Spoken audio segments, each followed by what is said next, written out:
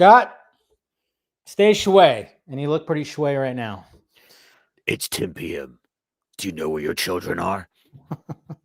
Jesus. Hopefully not at this place. Hopefully not. I mean, seriously. Seriously, what's happening, everybody? Welcome to DC Fan-imated. How we doing? What's in that mug, Scott? Hot cocoa. Oh. I'm wearing a bathrobe and I'm drinking hot cocoa because it's 36 degrees outside. Ooh, nice and chilly where you're at. Hey, oh, yeah. It's 36 degrees outside. I've been up since 2:30 in the morning and I did not get my nap in the middle of the day. Oh, damn. So yeah. You're hurting a little bit. I'm hurting a lot right now. Oh, man. I didn't want caffeine because I want to be able to sleep because I have to be up at 5:30 in the morning. But, you know, sometimes you just need something warm. Like it gives you that shot to stay awake right before it mellows you out to be like. Yeah, that's good. Yeah, you don't want. Yeah, caffeine will just f up your. Well, and this isn't even real hot cocoa; it's meringue. So. Oh, okay. Do you know about that? What's meringue? I've heard of it, but I don't know exactly what it is. It's a sugar-free, plant-based. You already lost me. Just kidding. What are you talking about? For you, that sounds like it's like exactly the kind of shit you eat. Plant-based? Come on. I don't know. Just kidding. Go ahead. Plant-based, sugar-free. But basically, it's like it tastes like chocolate. Okay. So it's a powder that you just mix with hot water, or you could do milk or anything like that. So it has a chocolate flavor to it, gotcha. but without the carbs or sugar. Gotcha. See, I do the organic cacao. I do the cacao. I have tried cacao like a bar, and that stuff just tastes it's got no sugar in it. That's why you gotta do your thing. See, this is what I do. I mean, I have my bulletproof coffee, and I have a French press. So, and I put my scoops of my coffee grounds in there. Then I do a scoop and a half of cacao. I do a scoop of Ceylon cinnamon. And then I do 2 tablespoons of raw honey and 2 tablespoons of coconut oil. Oh, yeah. It's great. And it'll wake you the fuck up. That's for damn sure. It'll wake you the fuck up. Well, the point for me is to not wake up. This is supposed to be like a warm blanket. Yes. Got it. So we got Danny in the Danny. Had a great chat with her on Friday, of course. Good to see you. Absolutely. And we got I've Been Nice, man. I like that. I really like that. That's an awesome handle. Yeah, and she's got you beat. 29 degrees. Well, I mean, I'm in Alabama. 36 is, you know, it's cold enough. She's like in like Missouri area. So. Oh yeah, no, she's in legit. I think she posted something showing like her chicken coop, and there was snow all around. So. Well, there ain't nobody here but us chickens. Yeah, there you go. Ain't nobody she's also calling us old. How dare you? Accurate. Yeah. I mean, I'm in a fuzzy bathrobe and drinking hot cocoa like that. Y'all, I mean, seriously, when you tune into me being on a stream, you can definitely tell the state of my well-being based on the state of my dress. And if I'm on here looking like I'm in my frumpy PJs and I'm making no attempt to look like this isn't even like a real like t-shirt I wear out. Like this is like this is that t-shirt that's been relegated to the, you know, the sleep shirt drawer. This is that t-shirt that's at the foot of your bed. Yes. You know, it remains at the foot of your bed for like at least like maybe like 3 or 4 days or a week. You know. Wow. That's scarily accurate, actually. Except for mine's at the foot of the bed. You know, because I have someone else who sleeps with me, so mine's more on my side. Mine's more like on my side of the bed. Yeah. So. Quit bragging. Anyways, good to see Eric. For the record, they do bring up the events of Legacy at the beginning of JL, so he's still saying that. I guess we're gonna have to see. Hey, and it's fair. You know, it's been a hot minute since I've seen. Well, it depends on when he says at the beginning. Is he specifically referring to Secret Origins Part 1, or are you just talking about early on in season 1? So, yeah, guess we'll find out. We'll find out when we get there. When we get there, and she always has sweatpants and Crocs. Hey, comfy is comfy. Yep. He's saying, yeah, the first episode. So Part 1. All right. all right, we'll see. We'll see. But thank you guys for joining, of course. We're talking about The Last Resort back in Neo-Gotham. And yeah, like I said, last week we wrapped up Superman the Animated Series. And, sadly, that stream got a little dinged. I think we watched a little too much. I was wondering if we were going to watch too much of Yeah, that. well, there was just so much that was like, oh, it was just such a nice little ending, and I was even worried about that too. And yeah, it got dinged for a bit, but it's there.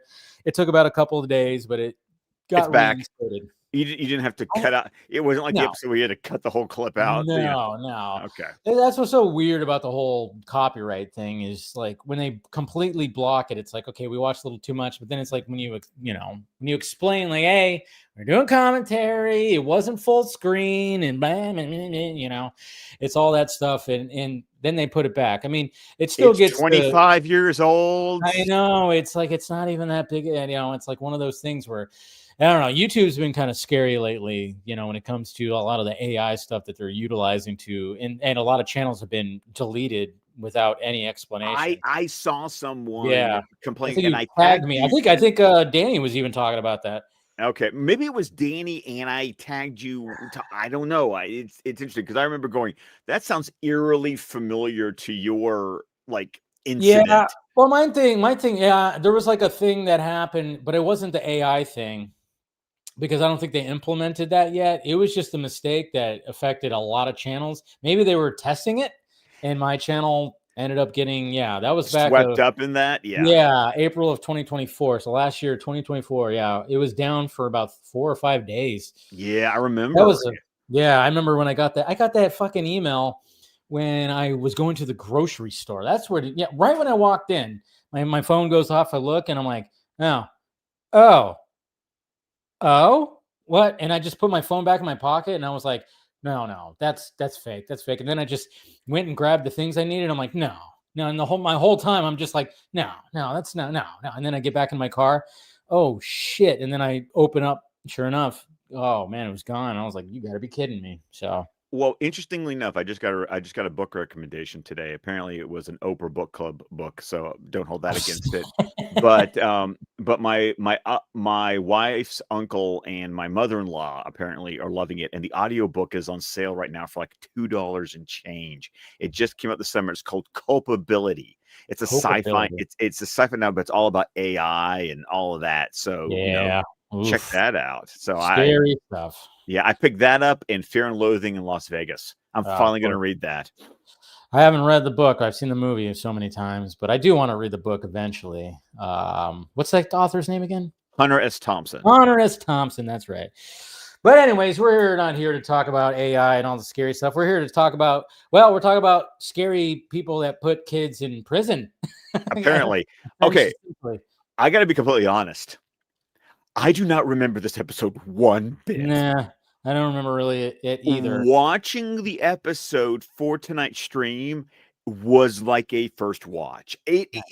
Normally, like you said, normally I've maybe the closest I got was like that image of Chelsea with like the bags under her eyes. Yeah. But normally, even when I don't quite remember an episode, I always go back and say, and this is where my brain kicked in. This is when I remember. That moment never happened during this episode. I briefly had something where when we get like the character Sean, I was like, why does something? No, maybe that was the only thing that really just kind of made me go, this seems a little familiar. But God, I'm aware of this episode because once again, even if I had missed it for some way or another when it originally aired. When I bought these shows originally on DVD, I sat there and binged through the whole thing. Yeah, and yet somehow this episode is like bloop. So you're going to essentially get like first watch thoughts from me tonight because that's how my brain treats this episode. No, we're basically both right there, and I mean this episode starts off. I love how this episode starts off again, the continuing showing the Terry and Max relationship where, since Terry is so busy being Batman, he needs to have updates on the high school drama and who's dating who, and so he's So getting that. funny because the last time this happened, they were studying.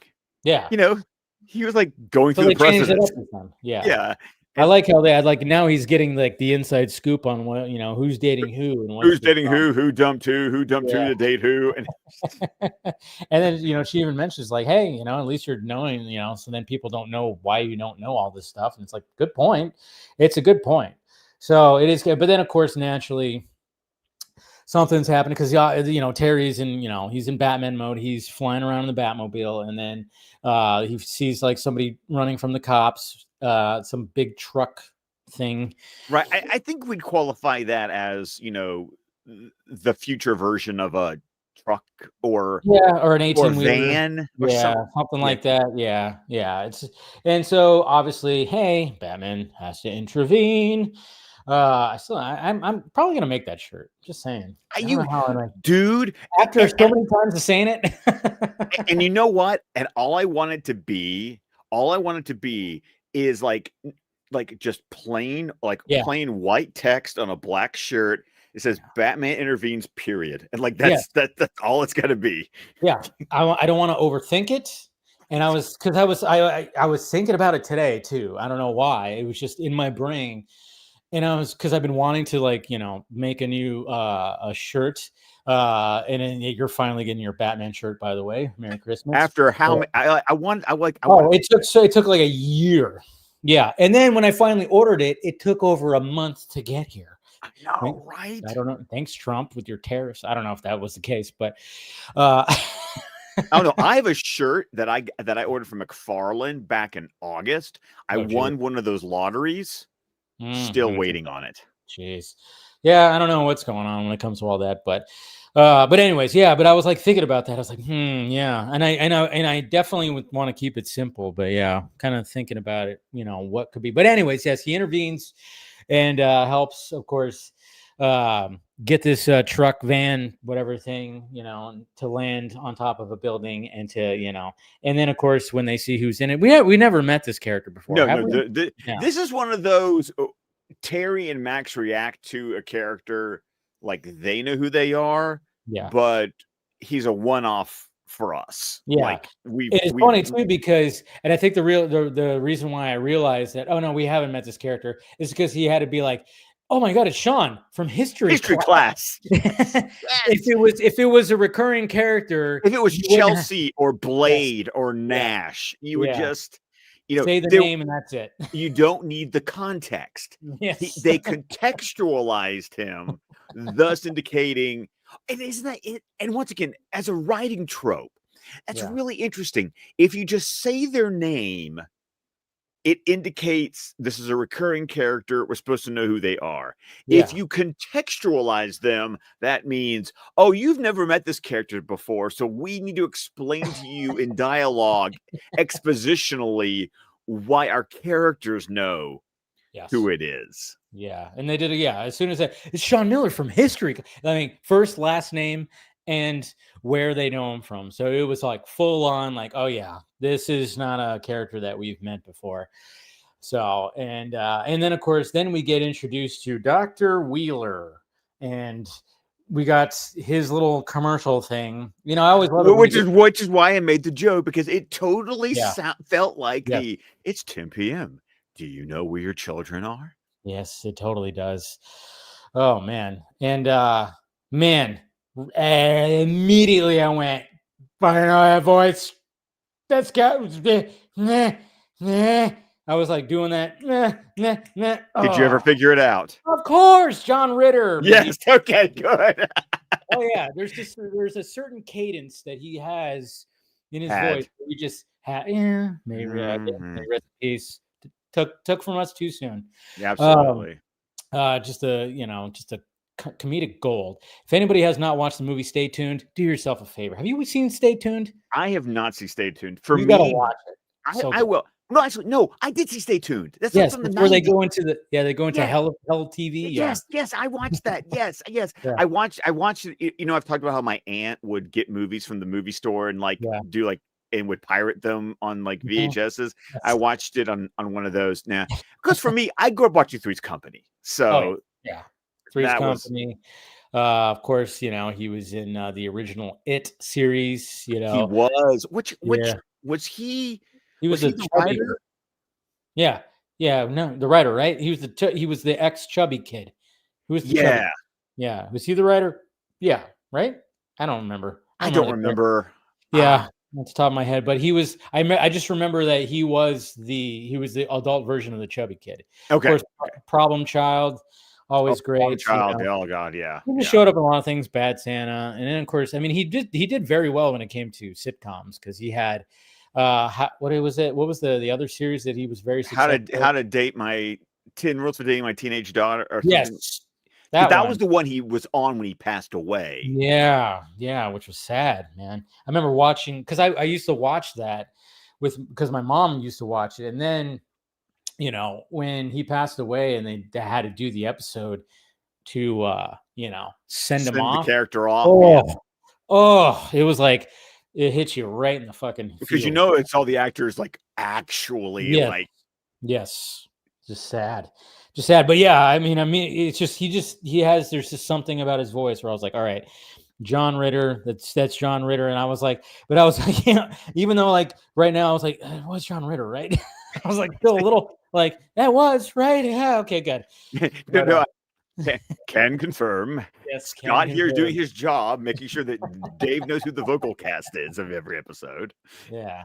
So yeah, so of course we get that mess that whole little like commercial for all that to basically like, hey, if you want to make sure Okay. that yeah. I'm gonna start off, however, now with one of my nitpicks. One of Uh-oh. my and it's this episode fails in maybe this commercial gives one possible thing, but you know what this episode never does with Wheeler Hmm. at all throughout this entire episode? Doesn't Where did he come from? You know what? I don't even need to know where he came Okay. from. That's fine. It's a comic book show.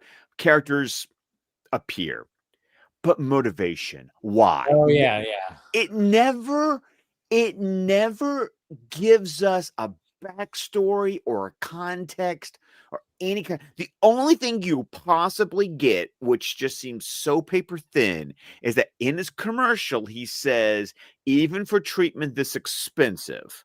It's like, okay, great. You're trying to get people to pay you, but then why do you there's got to be some sort of backstory as to why you want to treat kids Yeah. like this. I mean, and it's funny too because it's like in the DC animated universe, we've had like this feels a little bit like, Underdwellers Yeah. Well, or what was that teacher that counselor that showed up? What episode was that counselor dude that just showed up randomly?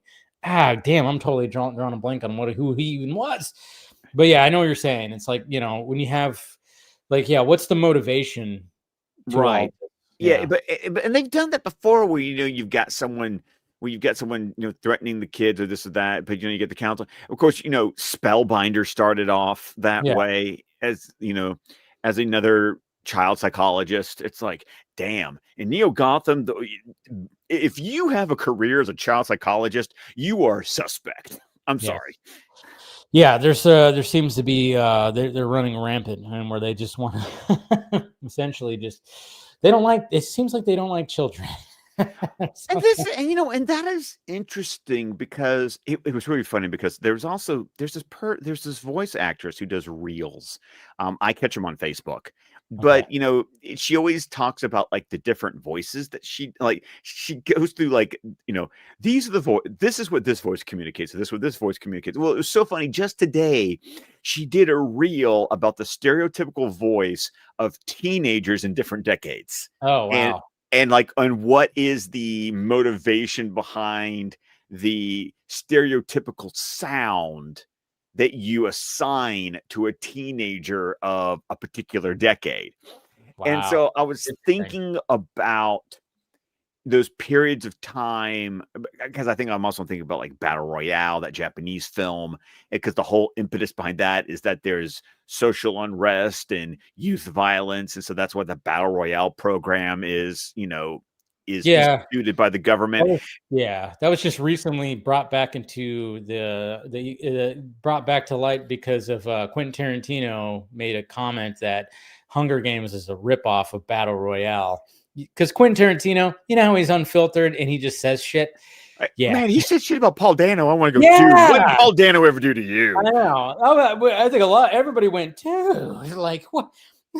The Ruby Blood was good, all right, and he was good in it. Leave him alone. I mean, when Daniel Day-Lewis praises you, I think you're good. I think you're good. I like how unfiltered Quentin Tarantino is, but man, I was like, Paul Dano, leave him alone, buddy. Anyways, yeah. So but he talked about Battle Royale. That's why he talked about Battle Royale, and so, but you just think about like the 50s, you get all those periods where children have, economic, usually it happens when you're on economic highs, so there is more disposable income, thus more free time, thus kids tend to get into more trouble, and then there becomes like this this youth delinquency crisis, and that this episode kind of felt like you were in like one of those cycles for like a single episode. It's like suddenly all the parents are horribly concerned about their children's behavior, and so it was a little weird. Yeah, because they emphasize that when they get to class and all of a sudden like half the school is gone. Yeah, I think my issue here, once again, because I'm approaching this episode like it's a first watch because my brain remembered none of it. I think my issue here is that we get no real backstory and or motivation for why Wheeler's doing what he's doing. Yeah. And then I just felt like for the sake, excuse me, guys, scratch my ear. I hate when that does that. Yeah. Especially when you have the earbuds that like go into your ear and you gotta like gotta itch it. And then the drastic reaction where suddenly it's like we're sending every kid that can goes to this special ranch. I did, however, felt it was interesting that in the commercial that you watch, it just looks like, hey, we're just hanging out, talking, like it's cool, we're hanging out. But then you actually get to the place, and they're wearing orange jumpsuits. They're wearing orange jumpsuits. It's like orange is the new black. It's like, it's like, yeah, it is pretty crazy. And then, obviously, like I said, we see like a classroom with Terry and Dana and Chelsea. And then Chelsea was like, you know what? I'm going to send an email to the freaking principal and, rattle his cage a little bit. And I'm like going, what's up with this principal? Because he looks sketchy as all hell when he received. Remember, we've already met this principal, and this was the one who didn't even want to bother to like cancel school. Yeah. And Barbara had to be like, excuse me, police commissioner, hello, do what I say. Yeah, he's shady. He's not great. And then of course he calls her dad, and then he gets that phone call, and then see again, and it's funny because I think we're both on the same page here, where we're like, this episode was weird because again, we didn't go like, oh man, this episode, or we didn't, it's just one of those like, I'm like totally with you. We don't know the motivation. Why all of a sudden the parents are just really just on board, like, yeah, you're acting up, go over there. I don't want to handle you, So, and then of course they try to add little dialogue to, to help it along, which I appreciate. But yeah, we see the phone call to Chelsea's dad, and he goes, oh, okay. And then we know what's going to happen. And then we find out she gets sent over to there. And then of course, Dana and Terry, when they're talking, like, oh yeah, I know she's been having they've been having problems, but I don't know, he would actually, it's like one of those things like, oh yeah, they're having problems. So immediately he's just going to say, and I'm just going, man, everybody's rich in this school. First off, because if they're we've already established that. We've already kind of established, because that was like that was kind of the whole point of like when on Spellbinder's introduction episode, was that Spellbinder was getting all the kids to steal expensive shit from their parents. Yeah. I mean, the only reason he went after Terry was because he found out that he was working for Bruce Wayne. So that, but yeah. So and then of course, when they're in the cafeteria talking, Dana, Max, and Terry, they do that thing where it's like, yeah, Dana, I love this little trope where like somebody should really do something about this and look into that wrench. And of course, Max goes, yes, and looks over to Terry. Somebody should. It's like, dun dun dun. It's like, yeah, we get it. He's Batman. Yes. Yeah. Oh, by the way, I want to do a quick rewind. We kind of skipped over kind of a fun little moment, though. Back in the first scene when Max was giving, Terry like the gossip download. I love how she goes, Terry, Batman. Yeah. And it was a great callback. Yes. It was a great callback to the, don't call me Terry. Don't call me Terry. Yeah. From that last Curare episode. Yes. And that final cut, and I liked that, how she just went, oh, Batman. Yep. Yeah, no, that was good. Again, writing is strong, story is weak when it comes to this episode. I think the story is I see where you're going for. There's something cool there, but I mean, it's just a lot of too convenient things. But they do a good job with dialogue, as they do, I think, when it comes to Batman Beyond. I don't know, and like I said, it's like, they're trying to establish, oh yeah, Chelsea's been having problems with her dad, so naturally, okay, we're going to be doing that. So then it's kind of like the kid who was the painter, and the explanation was, well, sometimes he likes to do it on other people's walls. Like, so once again, they give you that it is an economy of dialogue to go, we're going to justify things. It's like, here's why. But like I said, it's just overall, it doesn't quite all, like, you get from A to B and from B to C, but then when you step back and you look at the bigger picture, you're just kind of like, but you didn't color in all the there's still you did a good job of explaining. We connected the dots, but you didn't exactly color everything in. Yeah. And then when we get inside the ranch, and we see Sean again. And by the way, is Sean any recognizable voice? He sounded familiar, but no, his name was so unrecognizable. Okay. I didn't even bother to Google his name. Okay, good.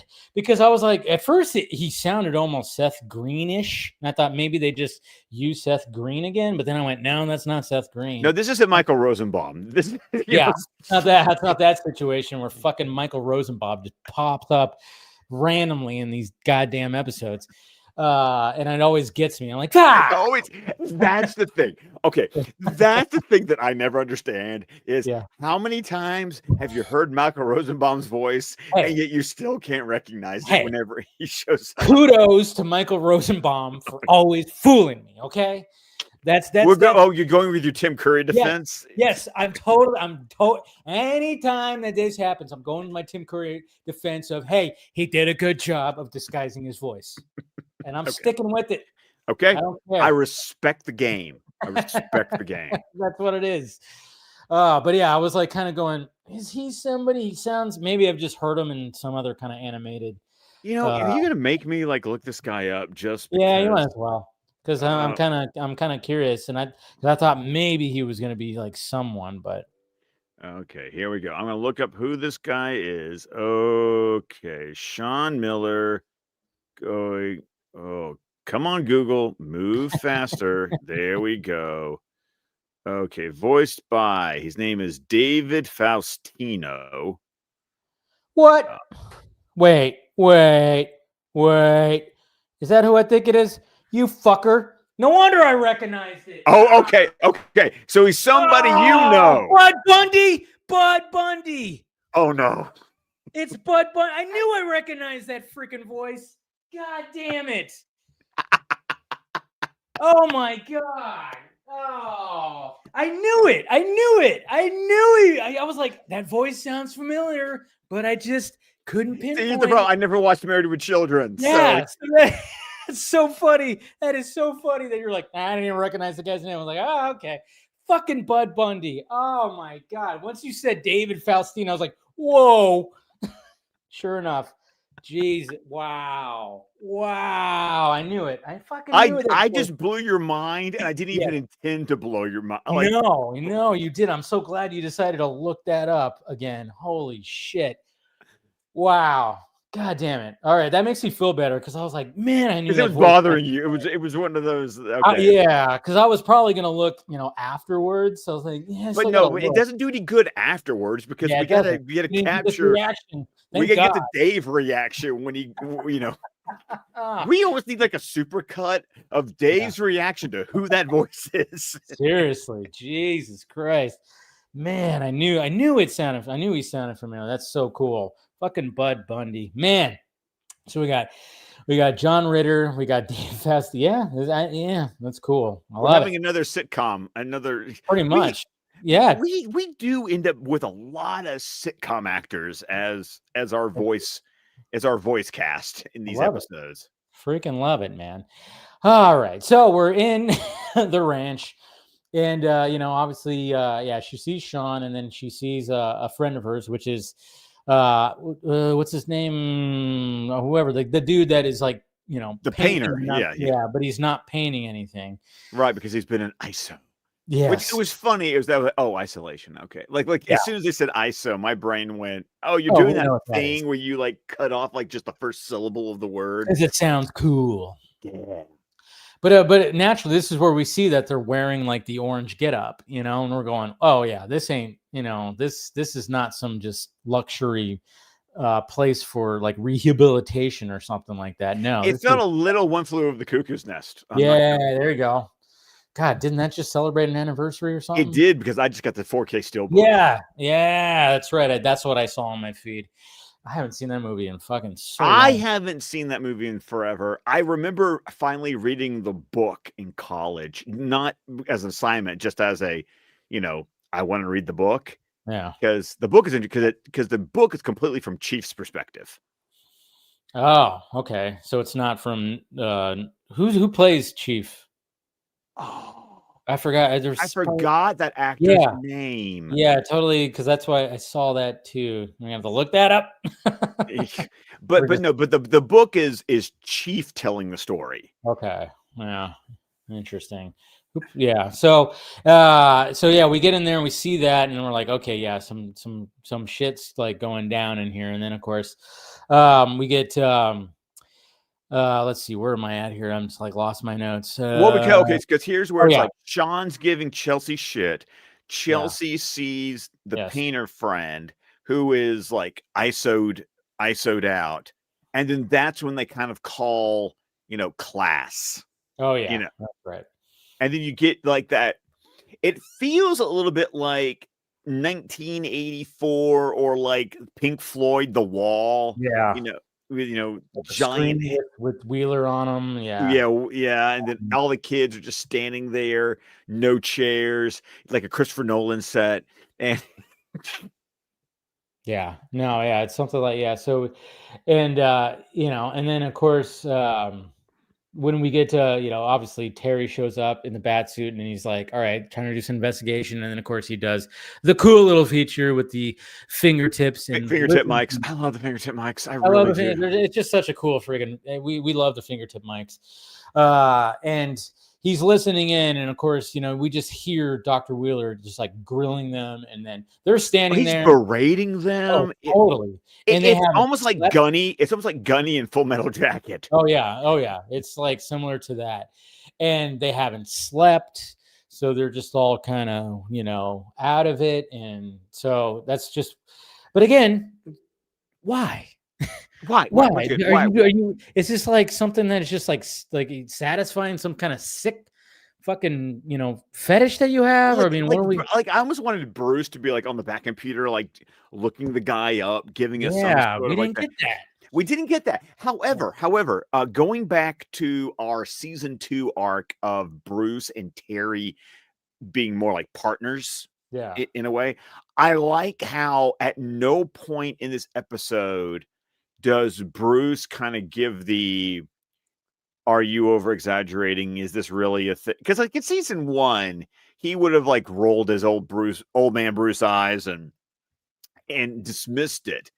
But, I think it's interesting that we get all the way to the ranch before Bruce even shows up in the episode.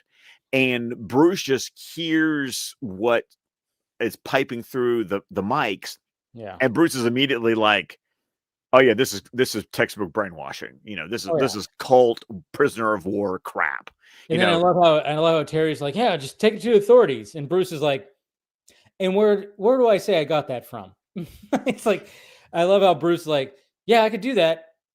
But where did I get this fucking audio from? We got to think of that about that. And Terry's like, oh yeah. Yeah, Like, of course, that's after he, of course, yeah. trips an alarm, goes through, Oh just yeah. like, Oh yeah. Yeah. Yeah. Yeah. We got yeah. ahead of ourselves. Yeah. There's like a whole sequence But this where, is but really nothing happens except yeah. for just action. One Well, we meet Vincent. that douchebag. Yeah. Yeah. We meet this, because these guys always have The like the one guard, it's bad. like Clancy Brown in Shawshank Yes, Redemption, or exactly. It's always like the guard, because we end up meeting him later when Terry goes in there. But he's like you could tell he's like ex-military with his haircut. And he's just he's like like, the right hand guy of whoever yes, the leader is. because he's in that like freaking like flying chair thing Okay, that and that thing reminds me of something. You know yes, what? Almost, there's something, I don't know what it was either.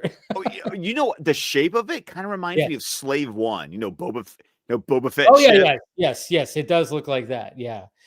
But yeah, there was something. Yeah, maybe that's what it was. It kind of makes it looks like Boba Fett's ship right there a little bit. Yeah, the way that it floats and everything. And even But the yeah, shape, like it's got a little wing yeah. thing, it's got the little gun at the No, bottom. I think you Yeah. nailed it. I think that's exactly what it was reminding me of. So yeah, we get that whole thing. Obviously, it's just that normal thing where he trips the alarm and they go after him, and of course he gets away. And then of course this is where we get the conversation, and then Bruce is like, where am I going to get this from? And he goes, well, I guess it's time to take a visit. And then I love how proud like Terry's like, I'm going to do some investigating as Terry McGinnis, like kind of thing. I love This that. job's too tough for Batman. It's time Yeah. for Terry. He even almost does like Yes. I know. Terry And Bruce is McGinnis. like, what the fuck? Like, dude, he's like, relax. All right. Okay, I get there it. was and there's also So we're a few episodes into the digital coloring, and we've talked about this before. But have you noticed, and maybe it's always been there, but since the digital coloring kicked in, I just feel like it's even more exaggerated. But when old man Bruce is in the Batcave, does his eyes just look jaundiced to you? Oh yeah, way more. Yeah. Because it really contrasted from the scene at the end when he's out in daylight and it looks normal. But it's Yeah. like when he's in like the Batcave coloring, those Yeah. eyes look really yellow. Oh yeah. Oh yeah. 100. I know. I totally see what you're saying. So now we get Terry, of course. Um, let's see, Terry. We get him showing up to the ranch, and like I said, this is where and it's so funny because Vincent, this right hand man guy, he's like he's basically, I guess you could say, he's head of security. He's in the front desk. If Yeah. that's so of course he's Terry shows up with a backpack. And Vincent starts grilling him about like, hey, what's in this bag? What's your security blanket? And we're like, and as soon as he said that, and Terry's like, something like that. We go, well, the bat suit's in there. Well, because he always carried his bat suit in Yeah. the Batpack. Yes. It's So, kind of like before Matt Reeves made Robert Pattinson carry it in the backpack. Terry was always there carrying it in his backpack. Of course, the Beyond suit kind of it's all nice and floppy, so it can fit in a backpack a little bit easier than all But it that is kind gear. of funny that with this security, they didn't just go, well, I got to open it up and see what's inside. You know what? That was exactly what I was thinking. I was just He just like, throws it. He just throws it in the storage room. And I'm like going, really? You wouldn't actually go, hey, what's inside this thing? I mean, even Uh, TSA will, poke yes. around in it. Yeah, when you go to a sporting event or some kind of event, Oh if dear you God, have don't even a get me started about that. Yeah. yeah, you first off, you can't like women can't carry a purse that's like a certain size. Size, yeah. And if they do, it has to be all see-through. You have to have a see-through bag. And so that's why it's like funny when it comes to something like this. I'm kind of going, all right. So they made it where the bat suit is like in like a fucking, a cash card, right? It just looks like a cash card and it's all folded into it. Like it mechanically just goes into that. And then you push a button and it's kind of like a flash ring, Like a flash ring, yeah. yeah, when it's just in there, but no, it's like no, and I'm like going, yeah, that's just a little detail that maybe you should. I thought I was thinking exactly during this scene because I'm like, okay, the bat suit's in there, obviously, but he doesn't open it up, and I'm going, okay, so obviously that comes later. That's going to be, coming later, and I'm just kind of going, but. And then when it does show up and he does the whole, the cliche, like lifting up the suit, arms full extended, looking at it, that shot that we've seen in comic books and these shows and everything. But I'm just kind of going, it's the future. You can make the bat suit like kind of fold in on itself where it's like nothing. You could do that, right? Well, we gotta be careful though, because remember, there's because not just the suit; it's got that entire underlayer of circuitry. Yeah, but that's the thing. I was like, maybe that's there's ways to. I don't know. Yeah, I get what you're saying. I get what you're saying. There's a lot that goes with the suit. Again, I'm nitpicking too.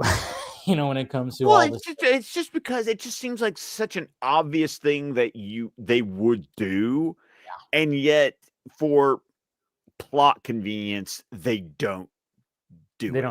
They don't do it. Because here's the thing.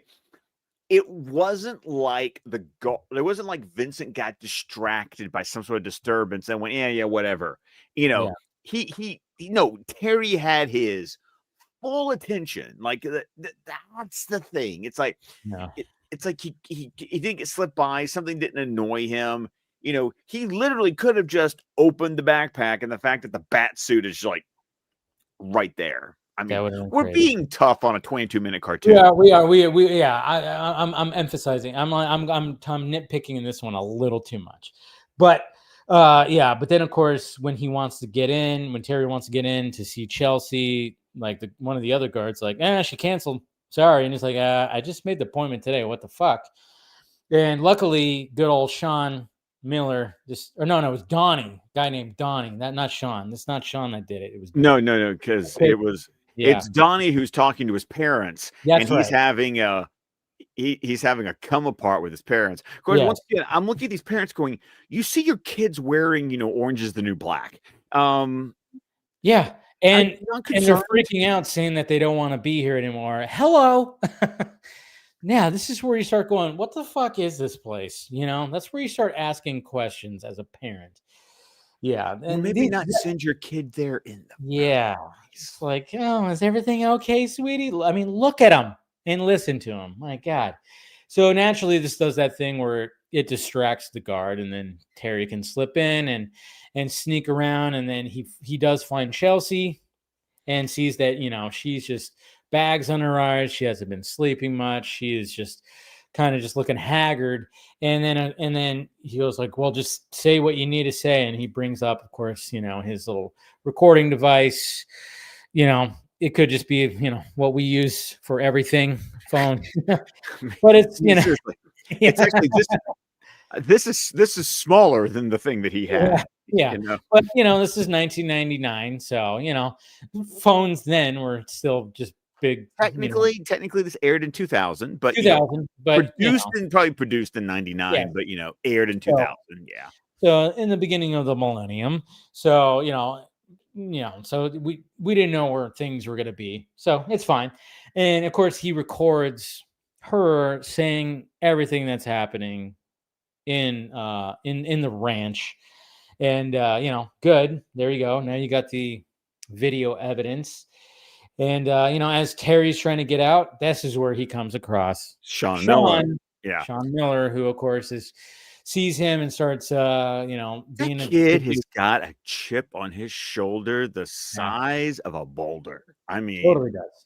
I mean, this place is not helping him at all.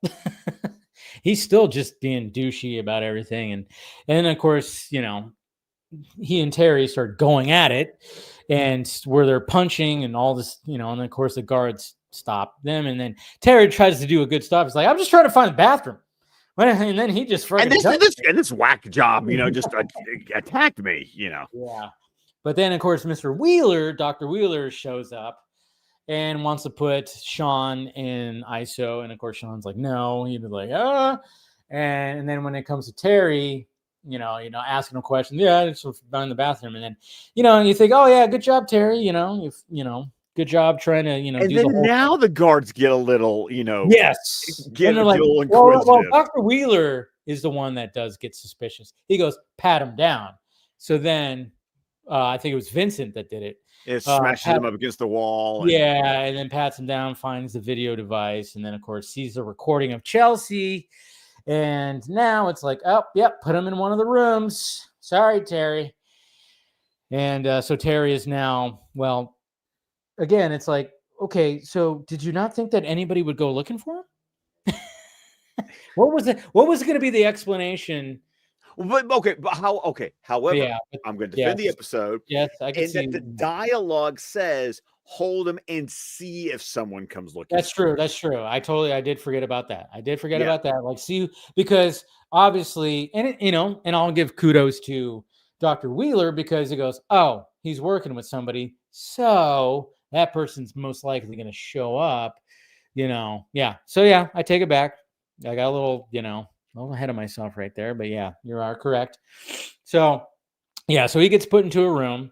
And it's, of course, it's that whole trope of it's the room right next to Sean's, and there's a vent.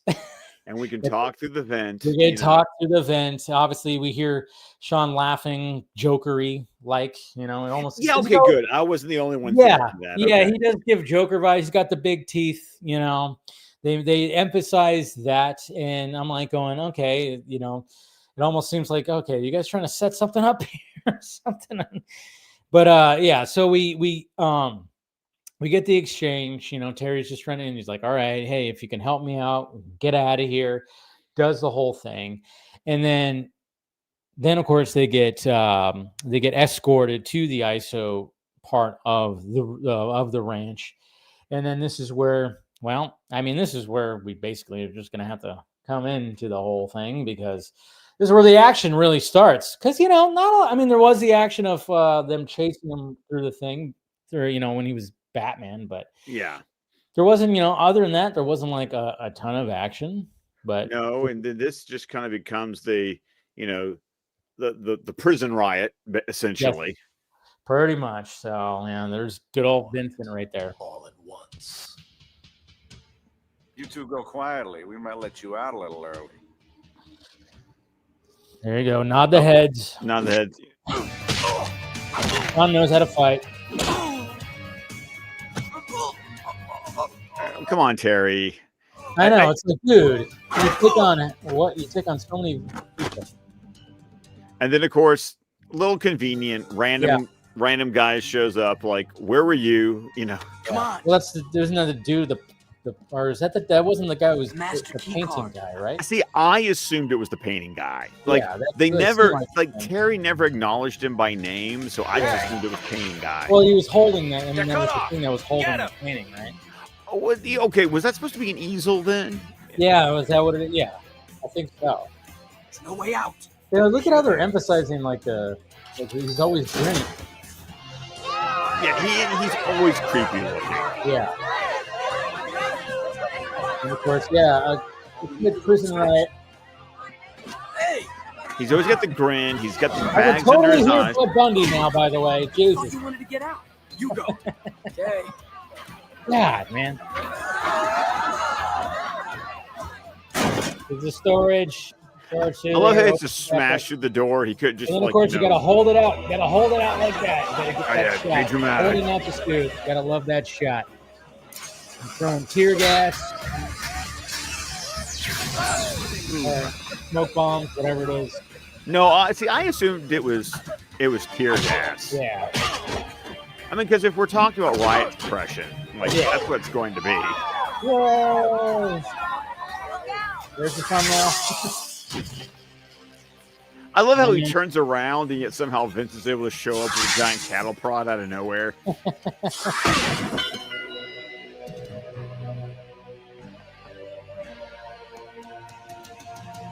Oh, that felt good. Yeah, but we got to make sure we punch him off camera. And then we'll pan up after we punch him. You were going to give me ISO. No! And then Stay we get out this of this! dramatic. You made your point. This place is crashed and Wheeler's going to jail. I don't Place care. is crashed. The only reason I went along with it was because I was hoping I'd get a chance for this. This place is Don't fucked. you get it? You helped save everybody. You're a hero now. A hero? God, I could just hear it now. Yep, it's Bud Bundy.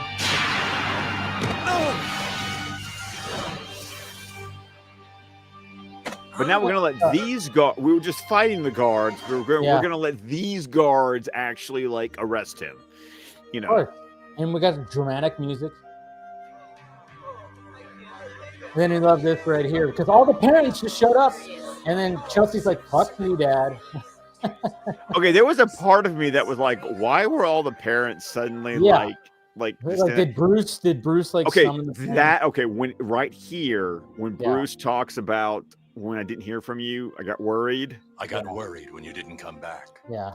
So I assumed that Bruce made a call. I hope you don't think to the parents. Typical. No. I sure wish we didn't need him. I know. And see, this is a weird wrap up for the episode. It was like, I know.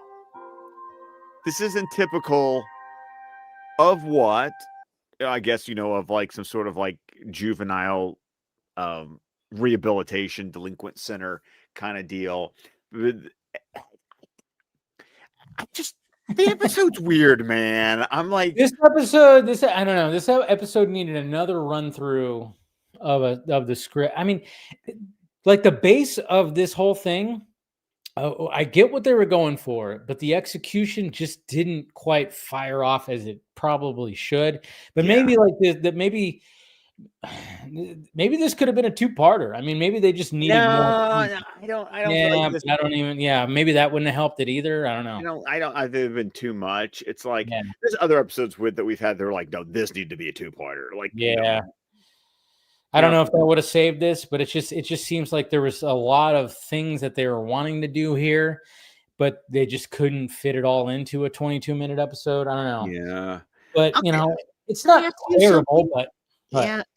Okay, I was thinking about this. You remember how like when we watched season 1, like every season 1 episode was a banger. Like we season 2, we've had some ups and some downs. And I'm curious, season 1, we had the benefit of having Derek Powers as kind of like as a through line, like maybe as a big bad. And we don't really have the through line in season 2 has been kind of like more like partnerships, like Terry and Ace, Terry and Bruce, Terry and Max. Yeah, but we don't quite have a overarching antagonist this season. I think you might be onto something with that. Yeah, I think it's the fact that because I think it's kind of interesting because when something like it kind of reminds me of how the X-Files format always was. There was always like mythology episodes. Yeah. There was always like the storyline of Mulder trying to find the truth and all that of like proving that aliens exist and there's this crazy cover up. But in between all of that, you had the anthology of they just go to some crazy fucking, place in the middle of nowhere and, you know, you got a dude who's claiming to be a priest and can make shit rain, but turns out it's somebody, you know, it's you just get these crazy fucking stories in between. But then of course, you know, they pepper in, obviously, usually it's the beginning, towards the beginning, and then of course, obviously, always the cliffhangers at the end of every episode was always, oh, now we got to go back to the alien shit. Yeah, but there's not really, yeah. So like when it came to the first season, there was always that, okay, we know, you know, we got powers, and so it's we know he's like the main baddie, and then it's like, oh yeah, but in between we're gonna have these other adventures, and then we're gonna go back to that. Yeah, you're right. There isn't that in season 2. I didn't even think about that. Yeah, I was just thinking about the fact that there was that Yeah. lack of like even when Powers wasn't the antagonist of the episode, Powers was there, like He was manipulating he was shit. manipulating, or he Yeah. was a presence in the episode. It felt like shit was going wrong because of Powers. Yeah. And it seems like when it comes to this season, like they're just going, oh, and we're going to do this now. And then we're going to do this. And then we're going to do this. It almost seems like if they had like a villain that was manipulating stuff, like could have benefited an episode like this, where it's like, oh, okay, so why, you know, like when we're going like, what's the fucking motivation? And when you see like, oh, there's manipulation happening, that's the motivations, because there's somebody else behind the scenes that is like got a whole other plan. Oh, okay. And then we're gonna find out. We're gonna eventually find out that plan. But it's like when you don't have that, it's just like, yeah, this episode could have been good if you had a puppet master. You either needed a puppet master, or you actually needed to give the character that you had, yeah, like distinct motivation for why he's doing what he's doing. Yeah, I think that's what. Like I said, not a terrible episode, but not a terrible episode, but it's just kind of like a, well, like why? Okay, I see where you're going for, but it's not it's a meh episode. Yeah, there you go. It's a meh. That's all. It's a meh, as the kids say. But what do we have next week? Okay, I got nothing from the title. Okay. I even looked at the thumbnail. Nothing. So I don't know what the next week's gonna be like. But next week we're watching the episode called Armory. Yeah, and this is reminding me of what's this? Is this like a Lockdown? What? You remember? It kind of reminded me of Lockdown. Like a lockdown? No, the character Lockdown. Oh yeah, Lockdown. Yes, that's who it was. Yes, I was trying to remember that character. Like, yeah, when I look at that thumbnail, I'm like, yeah, that's right. Character Lockdown. Yes. Yeah, that's what it kind of reminds me of, because I mean, it's literally a dude driving some kind of vehicle and he's holding up his fist and he's totally just covered. So yeah, it kind of does. Yes, that's what I was, but I'm not. There's nothing firing off. No, so. I'm going to be very curious next week if this is going to be another one of those. This is like Scott watching it for the first time, or something going to go, oh, there it one. is. Yeah. You know? Yeah. We'll see what happens. But there you go, guys. That was The Last Resort, a meh episode. But hey, you know, we're back in Neo-Gotham. You know, it's fine. You know, we're back here for a bit. And we'll be watching, I almost wanted to say Lockdown. What was it called again? Armory. Yes, Armory. So check that out next week. And yeah, hopefully you guys, of course, had a good Thanksgiving. And, you know, we got other holidays that are coming up. And man, my God, when it comes to movies this week, are you seeing anything? You're seeing a Hamnet, aren't you? I'm seeing Hamnet tomorrow night. Not around me anywhere. Really? I looked today. I'm going to look tomorrow. Maybe things will change. The 2 movie theaters that I go to, not playing. And I went, fuck. So maybe I'm just going to stay home. I haven't watched Frankenstein yet. I know it's on Netflix. I'll probably do that tomorrow. I need to watch that, even though I wish I could have. That didn't play around me. See, like I said, I had to drive 20 minutes, but at least I got it. Yeah, but I'm seeing Hamnet tomorrow night. And then Saturday is when I'm seeing Kill Bill, the whole bloody affair. That's what I'm seeing too. Like I said, I'm going to go visit some friends close to the beach. Hopefully, I have to verify. Even if they go, oh, we can't, I'm still going to go fucking see it. That's playing at the theater that's right up the road, but not Hamnet.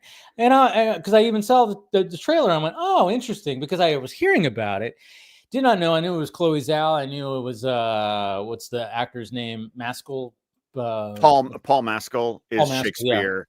Yeah. And then you got Jessie Buckley as Agnes. Yeah. So I was like, when I saw the trailer, I was like, oh, okay, I'll check that out. But nothing around me. All I've been told of based on everyone who's seen it is just be prepared to be emotionally wrecked. It looks like it's an emotional movie.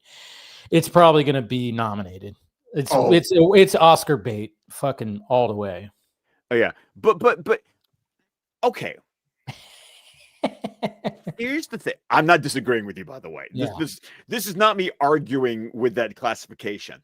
Yeah. But sometimes I use Oscar when I say Oscar bait. Yeah. I typically use that in much more of a derogatory sense. Yeah, I knew you were gonna say that as soon as you're like as you folded your arms.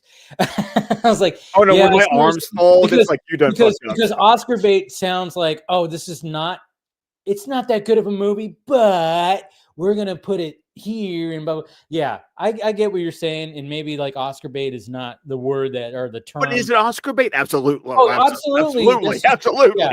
And it most likely will. But from everything that I've heard and I've seen, it's gonna be Oscar bait, but it's actually going to be a good movie. Yeah, I've heard nothing but good things about I've it. seen nothing but Meg gave it 5 stars. She saw it last night. So yeah, but I'll look again, and there's one other theater, the theater I used to go to. Maybe that'll have it, but that it's not like this is a movie that for me, like I have some movies that will play at like I have a theater called The Summit. And lately if it's only playing at The Summit, that means it's like the really like independent, low interest, like niche kind of crowd. Or maybe I get at Summit and Patton Creek. But this one is playing at Summit, Patton Creek, and the movie theater that's 5 minutes up the road, the one with all the comfy seats. So it's like in my town, it's playing everywhere. So it's crazy to me that it's not playing anywhere for you. It's weird because the one up the road is called the 2nd Street Cinema, because in that town, it's, guess what? On 2nd Street. Yeah. So, and they usually carry, like I said, I had a chance, but I decided to see Eternity. I could have saw the, it's still playing there too, which is funny. I'm looking at it right now. I could still go see that movie in the theater, but I'm like, I might as well just watch it on Netflix. It's going to be on there like next week if it's not on there already. But usually they play those kind of like off the cuff movies. Nothing, no Hamnet. It's so fucking weird. I was like, oh, I bet you they're going to have it, and they don't have it. And then the other theater I go to, same thing. Like I thought sometimes they do. I mean, they have, what the hell is Fackham Hall? Oh, that's that one with that parody movie. Yes, yeah, it's like a Down Abbey parody movie. Yes, it's got Jimmy Carr. He plays a priest. I remember him talking about it, and I saw the trailer. I mean, they got that. They have a Doors movie. The Doors When You're Strange. Is that a doc? I think it's a doc. Yeah. And then they got that Benedict Cumberbatch movie, The Thing with Feathers. Feathers, yeah. But they don't have Hamnet. I'm like going, okay, you guys have all this other random shit, but you're not going to have that movie. That's what's so weird. Like, it just don't make sense. I just realized one of the reasons why I have to have it, because remember, all my theaters AMC's. And that's probably what it is. And because remember, Focus Features and AMC's doing that thing where I'm going to get the $200 gift card. Because once I see Hamnet, the only thing I got to do is, because the tickets went on sale today. Once I see Hamnet, it frees up my reservation, and then I can pick up my ticket for Song Sung Blue, and then I will have collected all of my Focus Feature Infinity Stones. I will once I get Song Sung Blue, I have all 5 movies, and I'll get my $200 gift certificate, and I'll be registered for that sweepstakes, which I don't even know what the sweepstakes is for, but I'll be entered into it because I will have collected all 5 of the Focus Feature movies. Nice.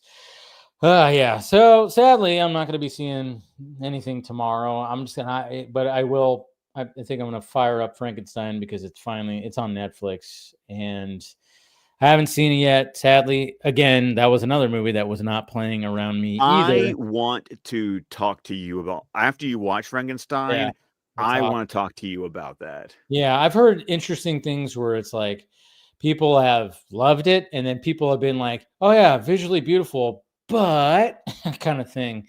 So like I said, the only thing I have to get yeah, over, you had that it took it straight away from the book. it's straight away from the book, but but you can tell that it's Del Toroing. Yeah. It like call it Guillermo del Toro's Frankenstein, and then it's like, and then it makes complete sense because he Del Toro's the shit out of it. I love it. So there you go, guys. There's our end of the stream movie talk of what we're going to be seeing this weekend. So hopefully you guys are going to catch some movies too. And hey, yeah, like I said, the Bloody Affair, Kill Bill, Bloody Affair. Very much looking forward to watching that. We expressed that, I think, on the Vodka stream. On the Vodka stream, because like I said, my intellectual curiosity is how does this play as a single film? Yes, because we talked about how it's both volumes are two different genres essentially, and then it's like how do you splice those together, and that's what's very curious. That's what I'm really curious. Do you that intro in volume 2 where she's driving, it's black and white and the hair's blowing in her, and she's like, which that's been cut. That they've already said that was just always supposed to be a recap thing, right? Exactly. Yeah, yes. so that's not going to be So there you go. But then, of course, you get the 20 or not 20, like 7 minutes, 8 minutes, 7.5 minute new anime sequence. There you go. So there you go. All right, guys. Well, we'll see you here next week when it comes to DC Fan-imated, when it comes to Armory. Look forward to our, everything. I'm going to be posting videos tomorrow. Got some things, CCXP's happening, and Vodka Stream Friday. And yeah, that's pretty much it. What do you got, Scott? Just X Scott DC 27, Vero Scott McClellan, Letterbox Scott McClellan at Scott DC 27. Like I said, look for my initial review of Hamnet tomorrow night, and then it's gonna be weird though. I want to tell you this. The only thing I'm going to say before we go is I want you to understand my commitment to seeing Kill Bill: The Whole Bloody Affair on Saturday. Alabama's playing Georgia in the SEC championship game, and I am going. No matter where it is in the game, I'm going to the movie. Ooh, yeah. It shows you that you have a love for the cinema a little bit more than the love for college football. Just a little bit. I don't know. It's just so weird because we already played Georgia. We already beat them by like 3 points. So now it's just kind of like we beat Auburn on Saturday. We got into the SEC championship game. We're playing Georgia again. I'm just like, and who knows? Because Georgia and Alabama, as long like even if we win and Georgia loses, Georgia's still not going to drop down, and we might even meet them again because now it's a 12-game playoff going on in college football this year, and so it's just like I have no idea what this is going to be like. So there you go, guys. All right, we'll see you guys next week. We love you, and we will talk to you later.